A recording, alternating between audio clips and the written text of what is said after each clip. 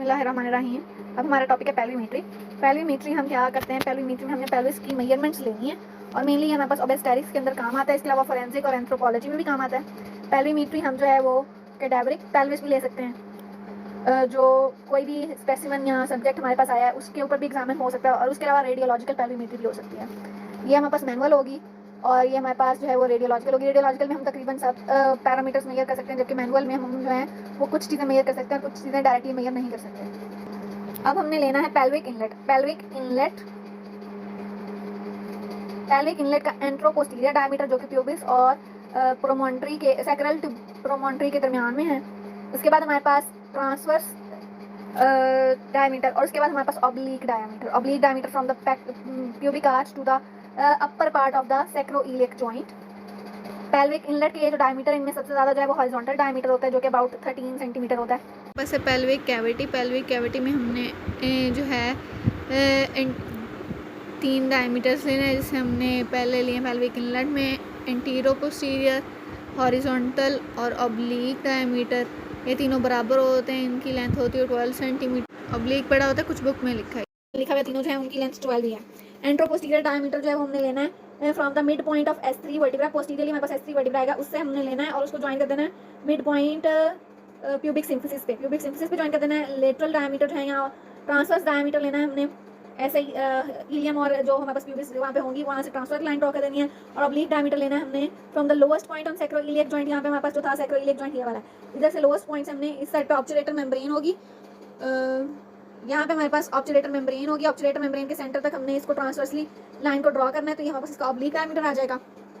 इसके बाद हमारे पास है पेल्विक आउटलेट जो है हमारे पास डायमंड शेप बनता है। डायमंड शेप में हमने इसका एंट्रोपोस्टीरियर डायमीटर लेना है फ्रॉम द प्यूबिक सिम्फिसिस के लोअर बॉर्डर से लेकर हमने टिप ऑफ कॉक्सिस तक एंट्रोपोस्टीरियर डायमीटर लेना है। ट्रांसवर्स डायमीटर लेना है स्केल टू ग्रॉसिटी के दरमियान में, और ऑब्लिक डायमीटर हमने लेना है रैंडमली सैक्रोट्यूबरस लिगामेंट के मिड पॉइंट। यहाँ पे सैक्रोट्यूबरस लिगामेंट आएगा, सैक्रोट्यूबरस लिगामेंट के मिड पॉइंट से हमने लेना है फ्रॉम द 1 इस्कियोप्यूबिक रैमस। यहाँ पे आगे वाली साइड पे है, ये हमारे पास है इस्कियोप्यूबिक रैमस। इसके सेंटर से लेकर यहाँ पे सैक्रोट्यूबरस लिगामेंट आएगा, उसके सेंटर तक ये हमारे पास ऑब्लिक डायमीटर आएगा। एंट्रोपोस्टीरियर पोस्ट प्यूबिस से लेकर टिप ऑफ कॉक्सिस तक और transverse from the both scale to velocities. इसमें जो हमारे पास है वो एंट्रोपोस्टीरियर जो डायमीटर है वो सबसे ज़्यादा होगा, कि जो हमारे पास वैल्यू है वो होगी हमारे पास 13 सेंटीमीटर।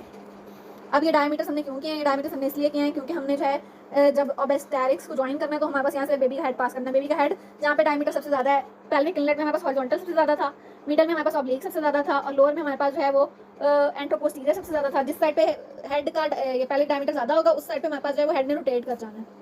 इसके अलावा कुछ और डायमीटर्स भी हम लोग लेते हैं। इनमें हमारे पास एक है इंटरस्पाइनस डायमीटर हमने कहाँ से लेना है, एंटीरियर सुपीरियर आइलेक्स स्पाइन से पास करेगा। ये हमारे पास जो है अबाउट 22 सेंटीमीटर होता है, 22 से 25 सेंटीमीटर। इसके बाद हमारे पास इंटरक्रिस्टल डायमीटर हमारे पास इलेक्ट्रो बर्कल से पास करेगा।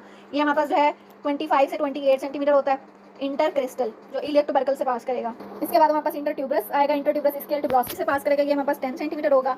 एंट्रोपोस्टीरियर डायमीटर पेल्विस का वो हमारे पास जो है वो 13 सेंटीमीटर होगा और आउटलेट वाली जगह पे हमारे पास। और पोस्टीरियर सैजिटल डायमीटर जो कि हमारे पास मिड पॉइंट ऑफ इंटरट्यूबरकल इधर से मिड पॉइंट ऑफ इंटरट्यूबरस डायमीटर से टिप ऑफ कॉक्सिस तक लेंगे तो ये हमारे पास आएगा 8 से 9 सेंटीमीटर। और हमारे पास आखिरी डायमीटर एक्सटर्नल कॉन्जुगेट की अगर हम बात करें तो वो S5 जो वर्टिब्रा है उसकी टिप से लेकर हमारे पास प्यूबिक सिम्फिसिस के अपर बॉर्डर तक हमारे पास आएगा एक्सटर्नल कॉन्जुगेट और ये हमारे पास 19 सेंटीमीटर होगा। इसके बाद हम करते हैं इंटरनल पेल्विमेट्री। उसके अंदर हमारे पास 3 कॉन्जुगेट आते हैं। एक आता है डायगोनल कॉन्जुगेट जो कि हमारे पास सैक्रल प्रोमोन्ट्री के मिड पॉइंट से लेकर प्यूबिक सिम्फिसिस के अपर पॉइंट तक होता है। इसकी वैल्यू हमारे पास नहीं है, इसको हम एनाटॉमिकल कॉन्जुगेट कहते हैं। इसके बाद हमारे पास दूसरा कॉन्जुगेट आता है mid point of sacral promontory से mid point of pubic symphysis तक, इसको हम कहते हैं ओबेस्टेरिक कॉन्जुगेट। और इसके बाद हमारे पास जो है एक lower border of pubic symphysis से सैक्रल प्रोमोन्ट्री तक डायमीटर लेंगे, उसको हम कहेंगे डायगोनल कॉन्जुगेट जो है वो उसकी वैल्यू उसको हम मेजर कर सकते हैं, उसकी वैल्यू होती है 13 सेंटीमीटर। उसके अंदर उसको वैल्यू मेजर करने का तरीका क्या है, जो हमारे पास लोअर बॉर्डर है ना प्यूबिक सिम्फिसिस का, यहाँ से हमने फिंगर इंसर्ट करनी है और सैक्रल प्रोमोन्ट्री तक टच करनी है। सैक्रल प्रोमोन्ट्री तक जहाँ पे टच होगी मिडल फिंगर को टच करना है और उसके साथ हमारे पास इंडेक्स फिंगर होगी। ये टोटल डिस्टेंस हम मेजर करेंगे, ये हमारे पास आएगा डायगोनल कॉन्जुगेट में से जब हम 1.25 माइनस करेंगे क्योंकि वो मिड पॉइंट से होता है, ये हमने लोअर पॉइंट से मेजर किया। डायगोनल कॉन्जुगेट है वो ओबेस्टेरिक कॉन्जुगेट, तो हमारे पास आएगा ओबेस्टेरिक कॉन्जुगेट। अगर हम डायगोनल कॉन्जुगेट हमने निकाला उसमें से 1.25 माइनस करेंगे, 1.25 माइनस करने पे हमारे पास आएगा ओबेस्टेरिक कॉन्जुगेट। इन दोनों में इतना डिफरेंस क्यों है, क्योंकि हमारे पास एक मिड पॉइंट से है दूसरा लोअर पॉइंट से है, इन दोनों में सिर्फ 1.25 का डिफरेंस आएगा, वो हमने माइनस करके ओबेस्टेरिक कॉन्जुगेट निकालना है जो कि हमारे पास मेन कंसर्न। इसके बाद पेल्विस की हमारे पास डिफरेंट शेप है।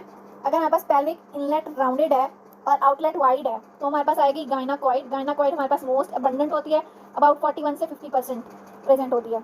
उसके बाद हमारे पास एंथ्रोपॉइड है। एंथ्रोपॉइड जो है वो हमारे पास होती है अबाउट 25% होती है। और उसमें हमारे पास इतनी ज़्यादा आवाज़ है जो हमारे पास एंथ्रोपॉइड है उसके अंदर हमारे पास ओवल शेप होती है पेल्विक इनलेट की, और जो हमारे पास आउटलेट होता है वो स्लाइटली नैरो होता है।